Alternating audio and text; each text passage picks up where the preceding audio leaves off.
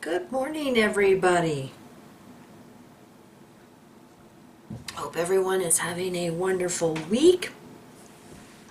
Wanted to do a quick video here. I want to thank Ron very much for sending me the link to this. This is from the U.S. Department of State, the U.S. government, State Department. And I'm going to put the link to this article because it's a press statement from September 10th, 2019. Public designation due to involvement in gross violations of human rights of Vladimir, I'm not even going to try to pronounce these guys' name, and Stepan, officials of the investigative committee in the Russian Federation. Now, we had heard on the news, the national news, that 2 Russians had been deported out of the United States, and all they said was violation of human rights, and then there was some speculation that they may have been spies. They didn't really go into any detail, so I appreciate getting this press release of why. It has details, and I'm going to read some of this. The department is publicly designating Vladimir, the head of the investigative committee in the city of Surgut, Russia, and Stepan, senior investigator at the investigative committee of Surgut, Russia, under section 7031C of the FY 2019 Department of State Foreign Operations, due to their involvement in gross violations of human rights.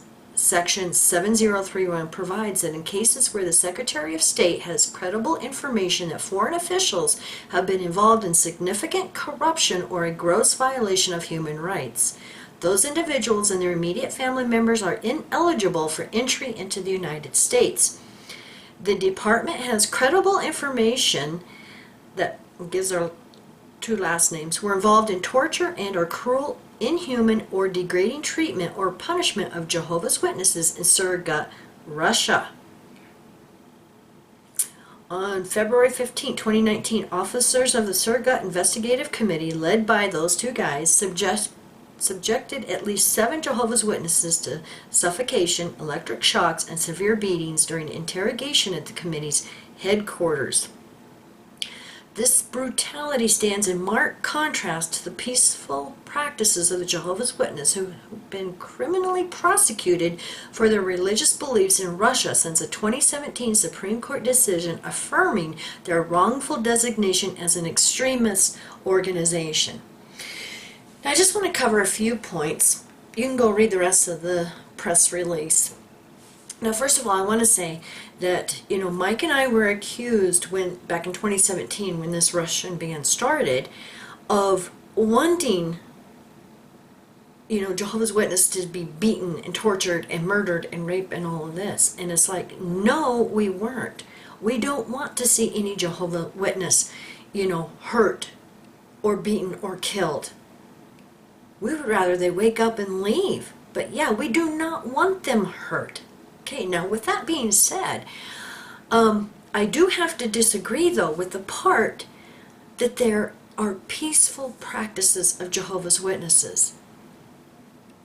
The State Department is not aware of how they violate all of us ex-members' human rights. And I just want to go through a few things here. I was a Jehovah's Witness the first 49 years of my life. I grew up one. I was physically beaten as a child. Now, many of us, in fact, I can say all of us, have either suffered physical abuse, mental abuse, spiritual abuse, or child abuse. We're all survivors of this cult. So to say that they are a peaceful people, that their rights are being violated, I have to disagree with that. And I wish the State Department would investigate them. Because, look at, even in the May magazine, they admitted they have a plague of child abuse. And when they say that elders report it, that is a lie. They do not report it. And let's also mention the no blood transfusion. They will allow their children to die instead of taking blood. and they feel that they are giving them their everlasting life. There's no proof of that. There's absolutely no proof that their kid, if they allow him to die, is going to get everlasting life. They don't even guarantee that. So allowing their children to die from refusing blood transfusion, that's another reason that I personally feel they are extremists. Now, a biggie. And State Department. You think they're nice, peaceful people and not extremists? You want to know how they feel about you and everyone else in the world? You're all going to die and be destroyed by God at Armageddon. Don't believe me? Here's a clip from one of their public meetings. Now this leads us to a third key question in our discussion, and that question is how? How do we get a firm hold on the real life? To attain the real life, you must be a baptized Christian servant of Jehovah. To attain the real life, you must be a baptized Christian servant of Jehovah God. Of why they're extremists. Look at their shunning policy. Anyone who leaves is shunned. Like I've said before, our mothers haven't talked to us in 7 years. And how many teenagers who do not want to study and go to meetings are kicked out of the home when they're only like 14, 15, 16 years old? This is extremists. Right in their own magazine. If it wasn't for the law of the land, we would have to stone apostates. So, I do disagree that they are, peaceful Christians, because I feel they are not. And, like I said, I don't want to see any Jehovah Witness hurt. I would rather see them wake up and leave this damaging cult. And another thing is I would like the State Department to investigate the slave labor. They get all of these volunteers. Members of the congregation give their time, money, energy, and as you can see in this clip, that even children in these other countries work, slave to build these kingdom homes. Not far from Victoria Falls in southern Zambia, a spiritual wonder is taking place. In Kolomo, a small congregation of Jehovah's Witnesses is building a place of worship.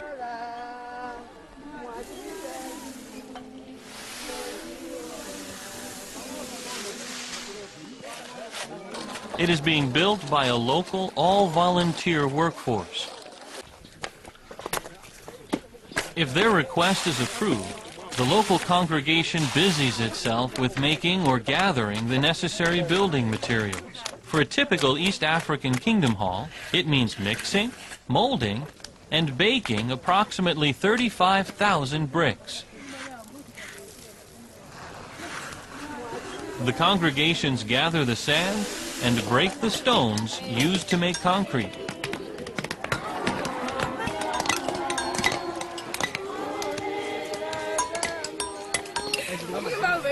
In East Africa, selecting a color for the kingdom hall is largely determined by the color of the soil that goes into the bricks.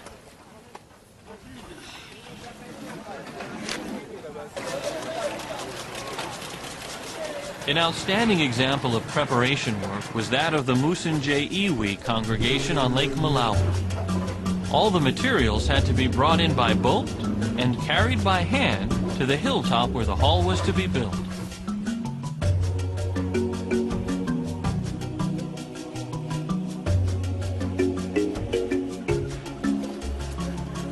After about 300 different trips, The 12 tons of building materials was moved more than 1,000 feet up the mountain.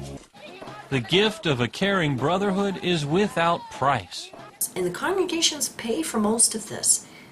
And then Watchtower turns around, takes that Kingdom Hall and sells it, and keeps the profits. And they give nothing in return. They may say they do relief work, but you talk to Jehovah's Witnesses there who have been through disasters, and they say, oh yeah, an elder showed up, to put my name on a list, but I got no help from them. So they're keeping all of this money. In the meantime, they're investing in all these stocks and investments and raking in, $1.5 billion a year. And they do nothing in return. And who knows how much money they're raking in on selling all this property. And we have evidence of all this property being sold. They're a real estate and publishing company. They're not a religion. And the State Department may feel they're peaceful people that do no harm to anybody. Well, I beg to differ. Ask all of the XJWs. Go to YouTube. Do a search of the abuse. Put in Jehovah's Witnesses abuse. Oh my goodness, it's just astronomical. So that being said, there are a couple of letters going around, old elders letter and circuit overseer letters, and this one is the June 1st, 1998, to all traveling overseers. And it's actually a 3-page letter of what they're going to be doing, on their go around visiting congregations. But I want to go to page 2. The third full paragraph. Former child abusers who move. The March 14th, 1997 letter, this is it right here, Letters to Body of Elders, page 2, paragraph 3, gives the following direction regarding a former child molester who moves. The secretary should write on behalf of the elders to the new congregation's body of elders and outline this publisher's background and what the elders in the old congregation have been doing to assist him. Please note an exception to this direction. The elders may have written to the branch office and given full details about a former child abuser who is currently serving as an elder or ministerial servant. In such a case, if the branch office has decided that he can continue serving in a position of trust because the sin occurred many years ago and because he has lived an exemplary life since then, it will not be necessary to pass on information about the brother's past sin if he moves to another congregation. Now, do you see why I feel Jehovah's Witnesses are an extremist group? They are a secret group with many secrets. A lot of dirty and evil secrets hiding in their ranks. Because this is the kind of crap they pull and have been for years. That's from 98. Now, in reading the 1997 letter, see how it says confidential? I'm going to read this right here. Now, many, they've highlighted all of this and they're talking about this, but I noticed this right here. I'm going to read that. We wish to take necessary steps that will help protect the congregation, especially our children, from the unwholesome practices that are constantly worsening in the world. Okay, first of all, protect the congregation. That was their number one thing.